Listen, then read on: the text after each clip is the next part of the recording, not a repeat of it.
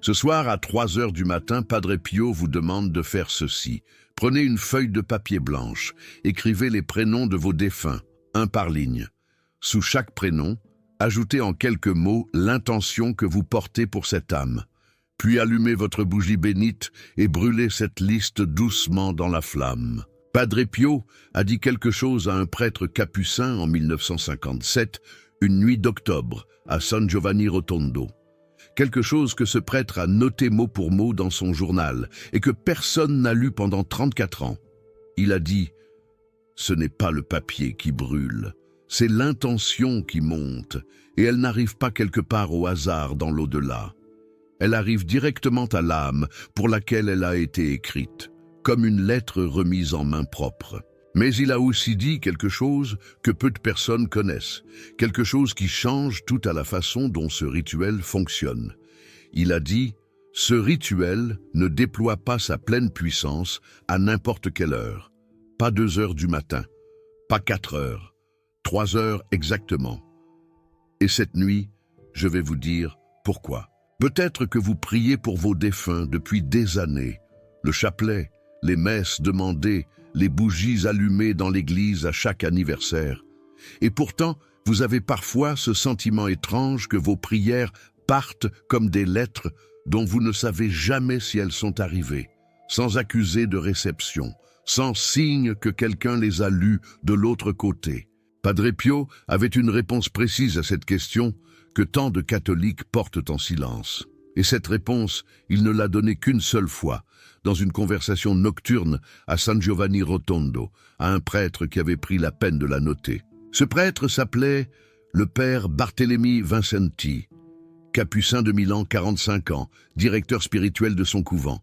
Il avait été envoyé à San Giovanni Rotondo en 1955 pour assister Padre Pio dans les confessions pendant 6 mois. Il est resté 5 ans. Parce que ce qu'il entendait et voyait chaque jour dans ce couvent des Pouilles était plus formateur que tout ce qu'il avait appris en 20 ans de vie religieuse. Pendant ces 5 années, il a tenu un journal, 32 cahiers écrits à la main dans une petite écriture serrée, en latin et en italien, avec parfois des passages en dialecte lombard, quand les mots italiens ne lui semblaient pas assez précis pour ce qu'il cherchait à décrire. Ce journal a été découvert en 1991 dans les archives du couvent de Milan par un frère capucin qui préparait une thèse sur l'histoire des missions franciscaines. La sœur Marie-Françoise Tournier, traductrice pour la Conférence épiscopale française, en a traduit les passages les plus importants entre 1994 et 1998. Je dois vous dire quelque chose avant de continuer. J'ai lu ces traductions pour la première fois en 1999, dans une revue spirituelle que je recevais à l'époque à Limoges. Il y avait 2 pages sur les cahiers du père Barthélemy, avec quelques extraits traduits. Je les ai lus debout dans ma cuisine, avec mon café qui refroidissait à côté. Et quand j'ai fini de lire, j'ai réalisé quelque chose qui m'a traversé comme une lumière froide. J'avais une liste de personnes pour qui je ne priais jamais. Pas parce que je les avais oubliées, parce que je m'étais habitué à ne pas les mettre dans mes prières. C'est différent. L'habitude de l'absence est plus difficile à briser que l'oubli pur. C'est dans ces cahiers que se trouve la description de la nuit du 14 octobre 1957. Le père Barthélemy ne dormait pas. Il priait dans sa cellule quand Padre Pio frappa doucement à sa porte, peu après 2 heures du matin. Ce n'était pas inhabituel.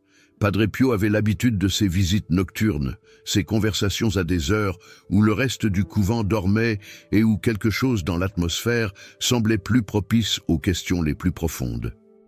Il s'assit sur la chaise au bord du lit du père Barthélemy.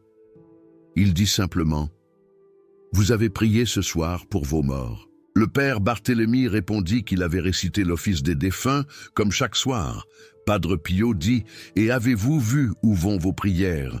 Le père Barthélemy répondit qu'il avait la foi que ses prières aidaient les âmes du purgatoire. Padre Pio sourit doucement.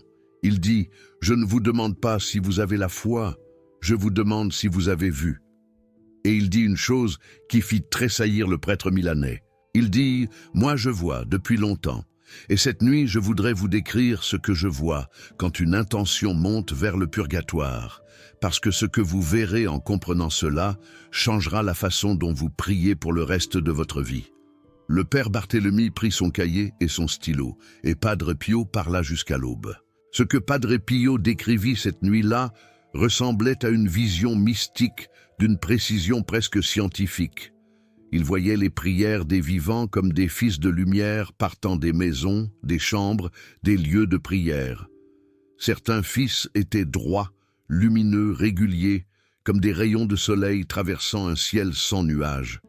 D'autres étaient tortueux, intermittents, comme des fils électriques dont l'isolation est abîmée par endroits, laissant passer le courant par intermittence. Les fils droits et lumineux arrivaient rapidement à destination. Les fils tortueux prenaient beaucoup de temps, ou perdaient leur charge en chemin et n'arrivaient que partiellement, ou n'arrivaient pas du tout. Le père Barthélemy demanda « Qu'est-ce qui rend un fil droit ou tortueux ?»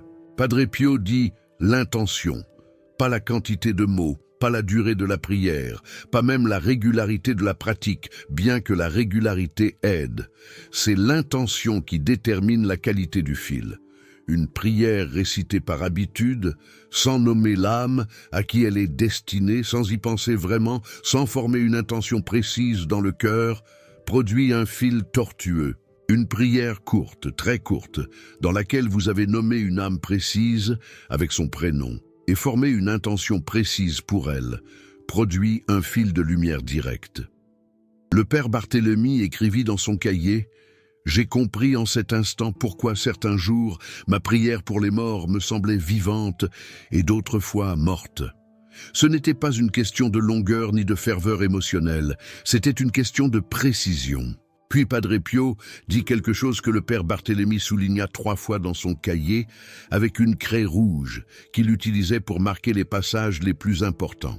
Il dit « À 3 heures du matin, quelque chose change dans la géographie spirituelle. Le voile entre le monde des vivants et le monde des morts, ce voile qui est toujours présent mais qui varie en épaisseur selon les heures et les circonstances, est à son point le plus mince. Et les fils de lumière qui partent à cette heure-là n'ont pas le même trajet. Ils n'ont pas à traverser autant de résistance. Ils arrivent plus vite, ils arrivent plus complets. Et ils arrivent avec une clarté que les prières du jour n'atteignent pas toujours. » Le père Barthélemy demanda « Pourquoi 3 heures précisément? Y a-t-il une raison théologique ?» Padre Pio dit « L'heure inverse de 15 heures. L'heure de l'agonie du Christ sur la croix est l'heure de la plus grande miséricorde divine pour les vivants qui prient. L'heure qui lui est opposée dans la nuit est l'heure de la plus grande perméabilité entre les deux mondes. À 15 heures, la miséricorde descend vers les vivants qui invoquent. À 3 heures du matin, la frontière entre les vivants et les morts s'efface presque entièrement. Pendant quelques minutes, autour de cette heure, ce qui sépare les deux mondes est aussi mince que la membrane d'une bulle de savon. Et comme une bulle de savon, il suffit d'une intention pure pour la traverser. Le père Barthélemy resta silencieux. Puis il dit « Et le rituel de la liste brûlée que j'ai vu pratiquer par certains frères plus anciens ?» Padre Pio inclina la tête. Il dit « Vous avez vu juste, ce rituel est l'un des plus anciens que les moines connaissent. Avant que les routines absorbent les pratiques et les vident de leur sens, les frères capucins de chaque couvent brûlaient une liste 1 fois par mois. Pas par magie, pas par superstition, pour 3 raisons précises. » Et il expliqua ces 3 raisons. La première raison, l'acte d'écriture est un acte de présence. Vous ne pouvez pas écrire le prénom de quelqu'un distraitement. L'écriture oblige l'attention. Quand vous tenez un stylo et que vous formez les lettres d'un prénom, votre esprit est là avec cette personne, même brièvement. Et cet instant de présence est déjà une prière sans mots, mais avec l'essentiel, la personne dans votre esprit et dans votre cœur en même temps. La deuxième raison, l'intention nommée crée un canal spécifique. Quand vous écrivez sous le prénom une intention, même courte, même simple, vous ouvrez un canal entre vous et cette âme précise. Un canal qui n'existait pas 1 minute avant et qui n'existera peut-être plus demain à moins que vous le rouvriez. Pendant le temps où ce canal est ouvert, la grâce peut circuler dans les deux sens. Vous envoyez votre intention. L'âme, selon son état de purification, peut répondre à sa façon. La troisième raison, brûler la liste est un acte de remise. Vous avez nommé, vous avez formulé, et maintenant, vous remettez. Vous dites à Dieu, j'ai fait ma part humaine. J'ai mis des mots sur ce que je porte pour ces âmes. Maintenant, je te remets ce que mes mots ne peuvent pas accomplir seuls. Cette remise est peut-être la partie la plus spirituellement puissante du rituel, parce qu'elle exige la foi. La foi que Dieu fait vraiment quelque chose avec ce que nous lui remettons. La foi que les mots écrits sur un bout de papier brûlé dans une bougie à 3 heures du matin ne sont pas perdus dans le vent et la fumée, qu'ils arrivent. Le père Barthélemy écrivit dans son cahier. J'ai posé la question qui me brûlait depuis le début. J'ai dit, « Père, est-ce que vous l'avez vu? Est-ce que vous avez vu une liste brûlée produire quelque chose dans le monde invisible ?» Padre Pio resta silencieux pendant ce qui sembla au père Barthélemy être plusieurs minutes, mais était peut-être quelques secondes seulement. Puis il dit, « Oui, plusieurs fois. Ce que je vois quand la flamme prend le papier est difficile à décrire avec des mots humains. Mais je vais essayer. » Il dit, « Je vois les mots écrits sur le papier se transformer. Pas disparaître, se transformer. La flamme physique et le déplacement spirituel sont simultanés. Chaque intention écrite part vers son destinataire comme une colombe qui serait libérée d'une main. Pas toutes ensemble, dans une masse indistincte. Chaque intention vers son âme. Et l'âme qui reçoit l'intention, si elle est en état de la recevoir, si elle n'est pas dans les couches les plus profondes du purgatoire, où la conscience est encore très limitée, cette âme ressent quelque chose que je décrirais comme une chaleur soudaine, comme quelqu'un qui était seul depuis longtemps dans une pièce froide et qui sent tout à coup une lumière s'allumer. Ce que Padre Pio a décrit au père Barthélemy cette nuit d'octobre 1957 explique quelque chose que j'observe depuis des années dans les témoignages des fidèles qui pratiquent ce rituel régulièrement. Il y a un effet que personne n'attend au départ. Un effet que Padre Pio appelait le retour de grâce, le boomerang de l'amour envoyé aux morts. Voici comment il l'expliquait. Quand vous envoyez une intention vers une âme du purgatoire, vous ne donnez pas quelque chose que vous perdez. Vous envoyez quelque chose qui se multiplie en chemin. L'âme qui reçoit votre prière, soulagée même partiellement par cette prière, libérée même d'une fraction de son purgatoire, libère à son tour quelque chose qu'elle portait pour vous.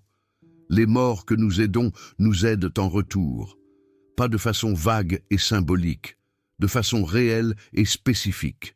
Padre Pio disait, « L'amour dans le monde spirituel fonctionne comme les intérêts d'une banque honnête. Ce que vous déposez pour quelqu'un d'autre revient à vous, augmenté. Vous ne décidez pas comment, ni quand, mais cela revient. C'est une loi du monde spirituel que j'observe avec mes propres yeux depuis que Dieu m'a accordé ce don difficile de voir les deux mondes à la fois. » Et voilà ce qui est arrivé à une femme de Strasbourg. Elle s'appelait Dorothée Schaller, 69 ans.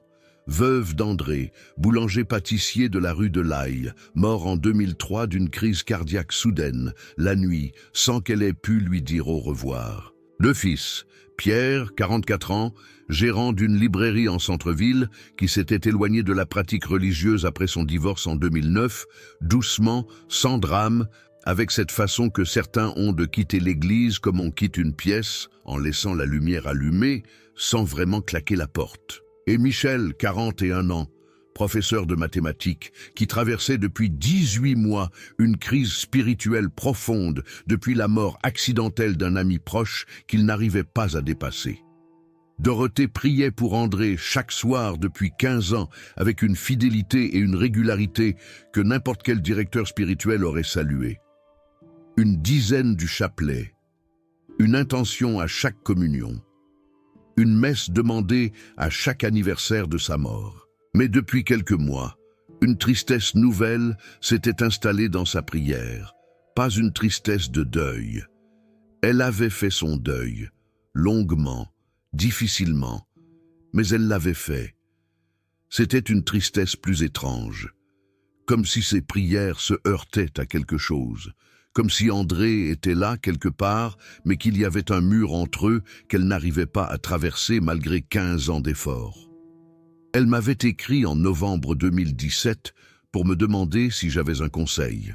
Je lui avais expliqué le rituel de la liste brûlée, tel que Padre Pio l'avait enseigné au père Barthélemy. Non pas parce que ce qu'elle faisait était insuffisant.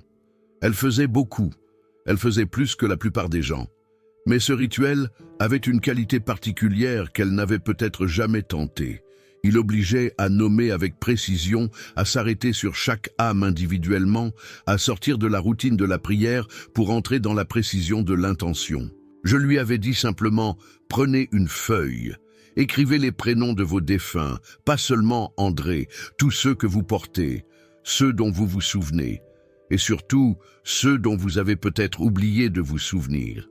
Cette dernière phrase l'avait arrêté net. Cela me rappelle ce que ma grand-mère disait toujours à Limoges, avec ce sérieux tranquille qu'elle avait pour les choses importantes.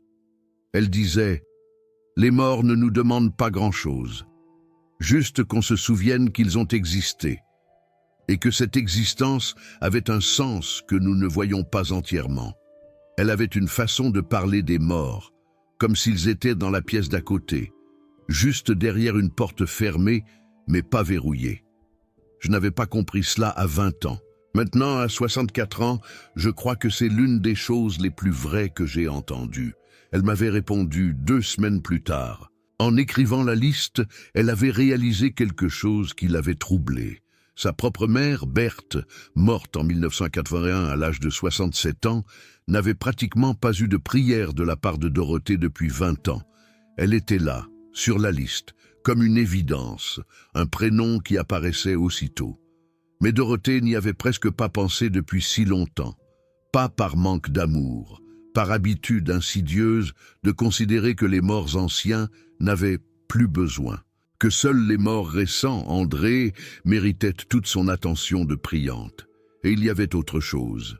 Son grand-père maternel, Émile Hartmann, mort en 1953, avait quitté la foi dans les dernières années de sa vie après avoir traversé des épreuves que Dorothée ne connaissait qu'à travers des allusions vagues.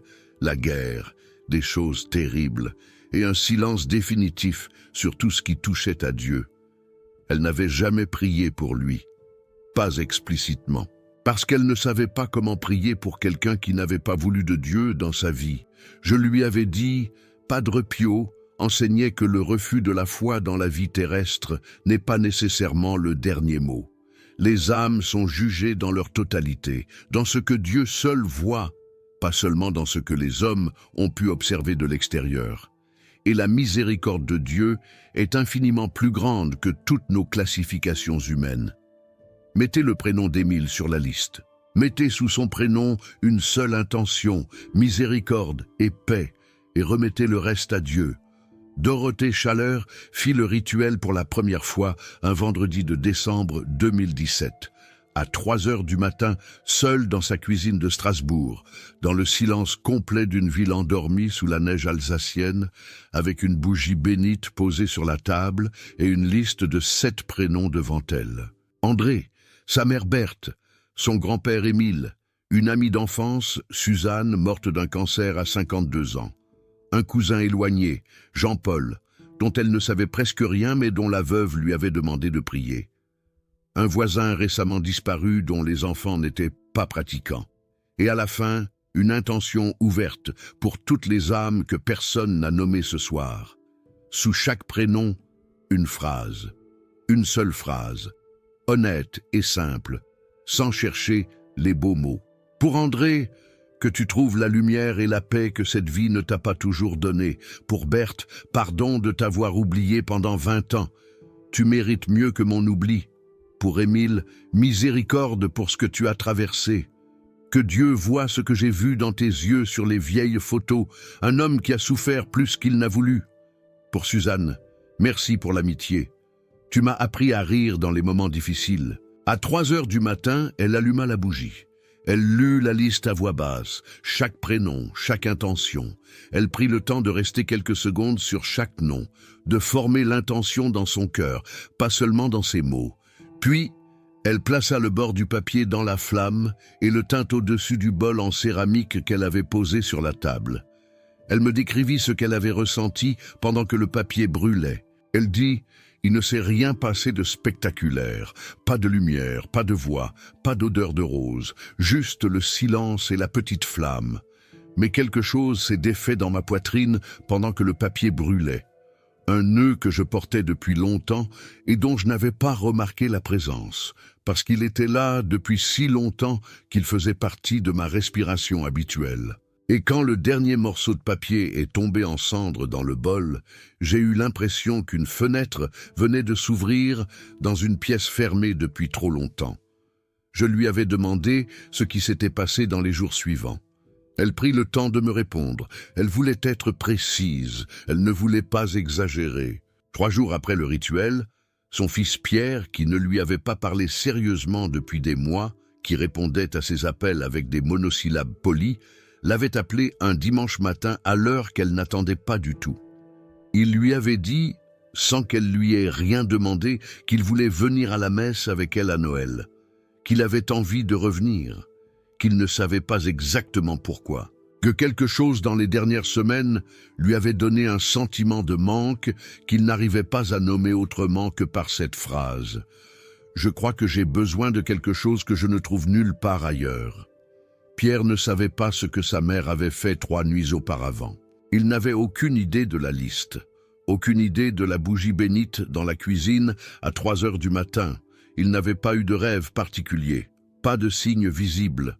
Juste ce sentiment de manque qui était arrivé progressivement dans les jours précédents et qui avait finalement trouvé ses mots ce dimanche matin. Et ce que je dois maintenant vous révéler, c'est ce que ni Dorothée ni moi n'avions vu venir.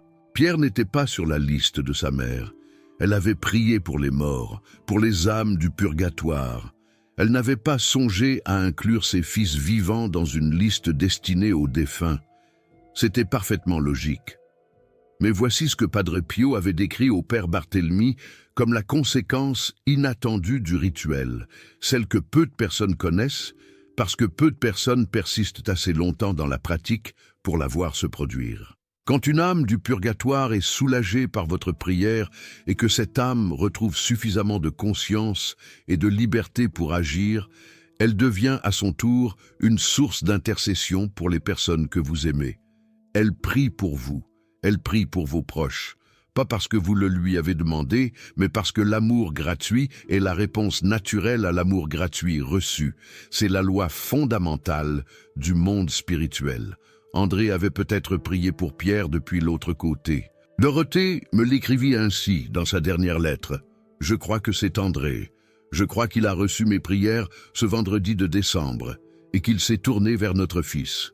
C'est sa façon à lui de me répondre. De me dire que mes lettres sont arrivées et qu'il fait encore son travail de père, même de là où il est maintenant. Permettez-moi de vous dire quelque chose de personnel avant de continuer. Après la mort de mon mari Jacques en avril 2015, j'ai mis du temps avant de faire ce rituel, pas par manque de foi, mais par peur de ce que je mettrais sur la liste si j'étais vraiment honnête. Parce que l'honnêteté d'une liste de prières pour les morts, ça veut dire regarder en face les relations que vous n'avez pas réglées de leur vivant. Les gens pour qui vous n'avez pas prié parce que c'était difficile de prier pour eux. Mon beau-père que je n'avais jamais vraiment aimé et qui était mort en 2008 dans un ressentiment réciproque que ni l'un ni l'autre n'avions su défaire. Une cousine morte en 1999, à qui j'avais dit des paroles blessantes dans ma jeunesse, et à qui je n'avais jamais demandé pardon. Des visages que je ne voulais pas mettre dans ma prière parce que les mettre dans ma prière aurait signifié m'asseoir avec eux, même brièvement, même dans l'invisible. Peut-être que vous traversez exactement la même chose que moi à cette époque. Cette liste de prénoms qui émerge quand on s'arrête vraiment pour y penser et qui révèle des absences qu'on n'avait pas remarquées parce qu'on s'y était habitué. Si c'est le cas, sachez que Padre Pio intercède pour vous en ce moment même, pour que vous ayez le courage de mettre ces prénoms difficiles sur votre liste ce soir. Padre Pio avait prévu cela. Il l'avait dit au père Barthélemy avec une clarté qui m'a frappé quand j'ai lu la traduction de ce passage du journal. Il avait dit Il y a des prénoms que certains fidèles ne mettent jamais sur la liste, pas par oubli, parce qu'ils ont décidé, souvent sans s'en rendre compte, que ces âmes ne méritaient pas leur prière, ou parce que prier pour elles leur demanderait de revisiter une douleur qu'ils préfèrent laisser fermer. Et il avait ajouté quelque chose d'important, quelque chose que le père Barthélemy avait souligné à la craie rouge. Il avait dit: chaque prénom que vous n'écrivez pas sur cette liste est une intention qui reste silencieuse dans le purgatoire. Chaque silence est une lettre que vous n'avez pas envoyée. Et les âmes qui attendent vos prières sans les recevoir ne peuvent pas exercer pleinement leur intercession pour vous. La chaîne reste incomplète des deux côtés. Les grâces qui devraient circuler entre les deux mondes restent bloquées de votre côté du mur, par votre silence. Ce n'est pas une accusation, c'est une description de comment fonctionne le monde spirituel, indépendamment de nos jugements et de nos ressentiments humains. Chaque prénom sur votre liste est une porte qui s'ouvre dans les deux sens, et c'est là que le troisième effet du rituel devient visible, l'effet que Padre Pio appelait la rupture du silence. Les prières que vous ne faites pas pour quelqu'un ne font pas seulement du mal à cette âme, elles vous appauvrissent, vous aussi. Elles maintiennent un mur que vous avez construit, parfois pour vous protéger, parfois par fatigue, parfois simplement par habitude de ne pas regarder dans cette direction. Et ce mur, dans le monde spirituel, bloque les grâces qui devraient circuler entre vous et cette âme. Quand Dorothée avait écrit les prénoms de Berthe et d'Émile sur sa liste, deux personnes qu'elle avait négligées dans ses prières depuis des années, quelque chose s'était défait, non seulement dans l'invisible, pour ces âmes, mais en elles. Un poids qu'elle ne savait pas qu'elle portait, ce poids d'un oubli non choisi mais installé avec le temps, ce poids avait disparu avec la fumée du papier brûlé. Elle m'avait écrit: je ne savais pas que j'étais devenu légèrement moins moi-même en n'ayant plus Berthe dans mes prières. Quand j'ai remis ma mère dans la liste, j'ai retrouvé quelque chose que je ne savais pas avoir perdu.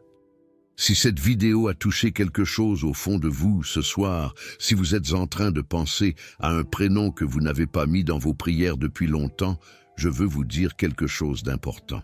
Ce canal existe pour répandre exactement cela, ces enseignements de Padre Pio sur la façon concrète dont nos prières fonctionnent dans le monde invisible. Ces rituels simples et puissants que les moines capucins pratiquaient depuis des siècles et que nous avons perdus en quelques générations.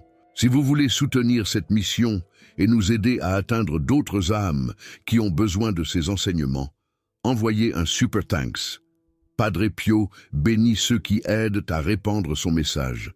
Et votre soutien permet peut-être à quelqu'un ce soir, quelqu'un qui ne prie plus pour ses morts depuis des années, de trouver ce rituel et de renouer un lien qu'il pensait perdu. Maintenant, je vais vous donner le rituel complet, les étapes exactes, telles que Padre Pio les a transmises au père Barthélemy Vincenti en octobre 1957 et telles qu'elles ont été transcrites dans les 32 cahiers conservés au couvent de Milan. Première étape, choisissez le soir, n'importe quel soir, mais de préférence un vendredi, jour de la Passion, ou le 23 du mois, nombre sacré de Padre Pio. Préparez votre matériel quelques heures avant, une feuille de papier blanche, un stylo, une bougie bénite, une allumette et un bol en céramique ou en métal pour recueillir les cendres. Padre Pio insistait sur ce dernier point. Le bol est là pour traiter les cendres avec respect. Ce que vous brûlez mérite un réceptacle digne. Deuxième étape, dans les heures qui précèdent, asseyez-vous dans le silence et posez-vous cette question avec honnêteté. Qui sont les âmes que je porte dans mon cœur? Et qui sont celles que j'aurais dû porter mais que j'ai oubliées? Laissez les prénoms venir naturellement. N'organisez pas, n'évaluez pas. Notez chaque prénom qui se présente, même ceux qui vous surprennent, même ceux qui vous mettent mal à l'aise. Troisième étape, écrivez votre liste, un prénom par ligne. Sous chaque prénom, une intention courte, une phrase, pas un paragraphe. Quelques exemples de formulations que Padre Pio jugeait parfaites par leur simplicité. Pour un être aimé mort récemment, que tu trouves la paix et la lumière. Pour quelqu'un avec qui la relation était compliquée, miséricorde pour ce qui a été difficile entre nous.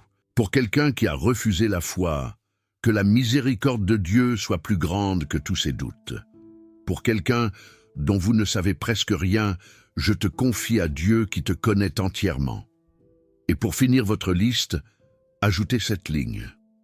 Pour toutes les âmes que personne ne nomme ce soir, que ma prière les atteigne aussi. Cette dernière ligne est importante. Padre Pio la demandait explicitement. Il disait, dans chaque rituel, réservez une intention pour les anonymes. Les âmes qui n'ont plus personne dans le monde des vivants pour se souvenir d'elles sont les plus isolées du purgatoire. Une intention pour elles a une valeur particulière. Quatrième étape, à 3 heures du matin exactement, allumez votre bougie bénite. Assis en silence, lisez votre liste à voix basse. Chaque prénom, chaque intention. Ne vous pressez pas. Padre Pio disait, lisez lentement, assez lentement pour que votre cœur ait le temps de suivre vos lèvres. Si votre cœur est en retard sur vos lèvres, ralentissez. 5e étape. Quand vous avez fini de lire la liste entière, dites cette prière à voix basse. Seigneur, je remets entre tes mains les âmes que j'ai nommées ce soir. Par l'intercession de Padre Pio et de Notre-Dame du Purgatoire, que chaque intention écrite sur cette liste atteigne l'âme à qui elle est destinée.